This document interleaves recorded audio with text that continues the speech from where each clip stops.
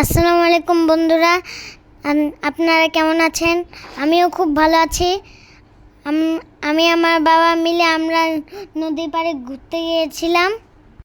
এই নদীটা অনেক বড়, এই নদীটা অনেক অনেক গভীর।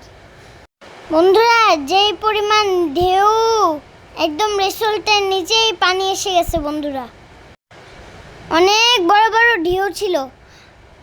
বন্ধুরা, আমার বাবা বলল যে না, তুমি একটু নদীর পাশে দাঁড়াও, আমি তোমার কয়টা ছবি তুলি। বন্ধুরা, আমি অনেক সুন্দর করে দাঁড়িয়েছিলাম। আমি অনেকগুলো ছবি তুলেছি আর অনেকগুলো ভিডিও করেছি। বন্ধুরা, নদী দেখতে অনেক সুন্দর। নদী দেখলে মনটা ভালো হয়ে যায়। কিন্তু নদী অনেক ভয়ঙ্কর। নদী অনেক মানুষের ঘরবাড়ি ডুবে নিয়ে যায় আর ভেঙে নিয়ে যায়। জমি জিনিসপত্র সব ডুবে নিয়ে যায়। বন্ধুরা, দেশে অনেক বড় বড় নদী আছে, ছোট বড়। মেঘনা নদী, পদ্মা নদী, যমুনা নদী।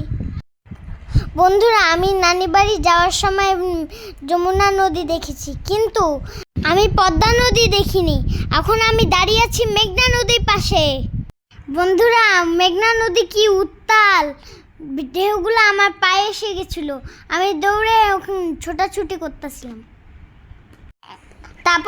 বন্ধুরা, তারপরে আমার বাবার সঙ্গে আমি বেয়ে টঙের উপর উঠছিলাম। বন্ধুরা, সিঁড়িগুলো এত খাড়া ছিল যে এই জন্য আমার একটু উঠতে কষ্ট হচ্ছিল। আর নদীগুলা এখান থেকে দেখা যাচ্ছিল, এই জন্য আমি ভয়ে হাত দিয়ে উঠে পড়ছি। বন্ধুরা, এই সিঁড়িগুলো অনেক খাড়া ছিল। আমি তো ছোট মানুষ, এই জন্য আমি অনেক উপরে উঠে পড়েছিলাম। হাত দিয়ে কিছু মনে করবেন না। আমি উঠে দেখি যে অনেক বাচ্চারা ছিল আমার মতন। আমি টঙে উঠে অনেক সুন্দর একটা ভিউ দেখতে পাই। শেষ বিকেলে ভিউটা অনেক সুন্দর ছিল।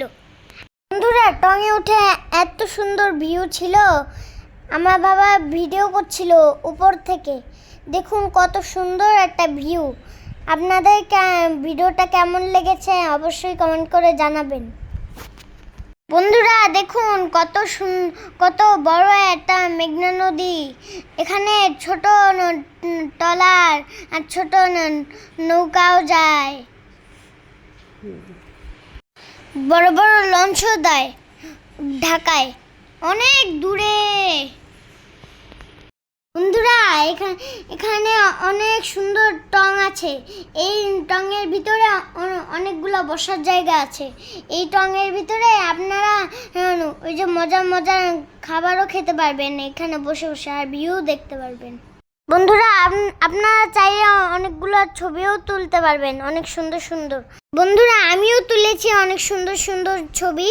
বন্ধুরা, আমাদের ভিডিওটা ভালো লাগলে অবশ্যই লাইক কমেন্ট করতে ভুলবেন না, আর সাবস্ক্রাইবও করতে ভুলবেন না। ধন্যবাদ বন্ধুরা আমার সঙ্গে থাকার জন্য।